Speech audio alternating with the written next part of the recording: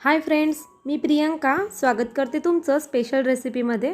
आज आपण आपल्या रेसिपीमध्ये बटाट्यापासून तयार होणारी खूपच कुरकुरीत आणि टेस्टी रेसिपी पाहणार आहोत। ही रेसिपी जर आवडेल तर प्लीज व्हिडिओला लाईक आणि चॅनलला सबस्क्राइब करायला बिलकुल विसरू नका। आणि चॅनलवर जर नवीन असाल तर प्लीज बेल आयकॉनला जरूर प्रेस करा।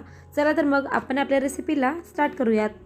तर मी ते 2 बटाट्याची साल काढून घेतली, त्याला अशा पद्धतीने चाकूच्या सहाय्याने बारीक आकारामध्ये कट करून घ्यायचं। जसं जमेल तसं एकदम बारीक क्यूब्स आकारामध्ये कट करून घ्यायचं आपल्याला।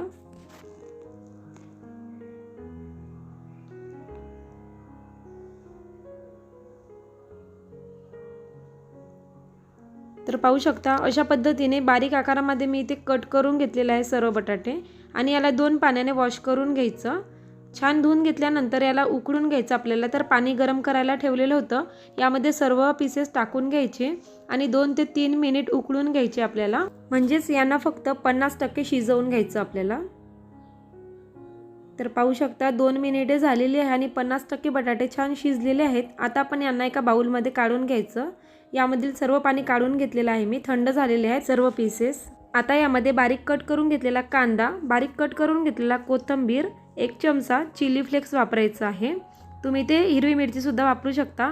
1 चमचा जिरे, थोडीशी हळद, पाव चमचा लाल तिखट आणि अर्धा चमचा गरम मसाला वापरायचा।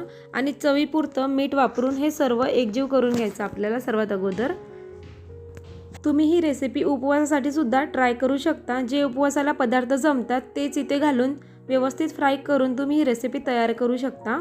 आणि ज्यांना उपवासासाठी नाही पाहिजे तर अशा पद्धतीने ट्राय करा। आता मी यामध्ये अर्धा वाटी तांदळाचं पीठ टाकून घेणार आहे, थोडंसं ठेवते।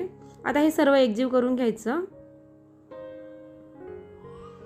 अर्धा वाटी तांदळाचं पीठ वापर केलेला आहे मी इथे। तुम्ही ते थोडंसं बेसन सुद्धा वापरू शकता बाइंडिंगसाठी। संपूर्ण अर्धा वाटी पीठ मी इथे यूज केलं। आता 2 ते 3 चमचे पाणी घालायचं आहे यामध्ये आणि हे सर्व एकजीव करून घ्यायचं सर्व।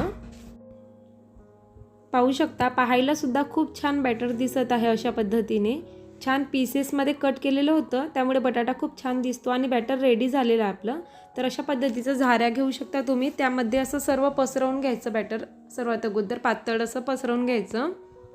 किंवा झाऱ्या नसेल तर अशा पद्धतीची एक प्लेट सुद्धा घेऊ शकता तुम्ही। प्लेटच्या मागच्या साईडने अशा पद्धतीने बॅटर तुम्ही पसरवून घेऊ शकता पातळ असं, आणि हातावर घेऊन तेलामध्ये सोडू शकता।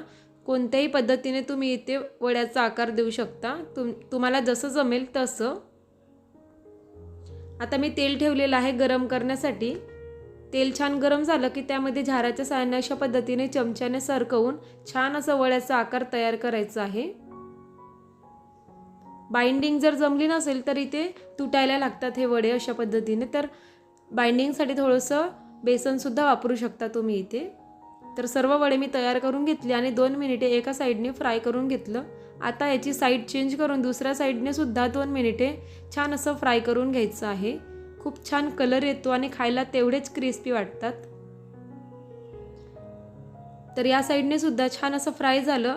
आता याची साईड चेंज करून 1 मिनिट आणखी दुसऱ्या साईडने सुद्धा परतून घ्यायचं, म्हणजेच पलटवून घ्यायचं आणि काढून घ्यायचं एका डिशमध्ये। आणि उरलेले सर्व पीसेस अशा पद्धतीने मी तयार करून घेते। तर पाहू शकता दिसायला जेवढे भारी आहेत तेवढेच खायला सुद्धा टेस्टी आहेत। ही रेसिपी एकदा तरी या पद्धतीने नक्की ट्राय करा, खूप आवडेल। आणि ही रेसिपी जर आवडली असेल तर प्लीज व्हिडिओला लाईक आणि चॅनलला सबस्क्राइब करायला बिलकुल विसरू नका। पुन्हा भेटूयात अशाच प्रकारच्या नवीन रेसिपीसह। वेळात वेळ काढून ही रेसिपी पाहिल्याबद्दल खूप खूप धन्यवाद।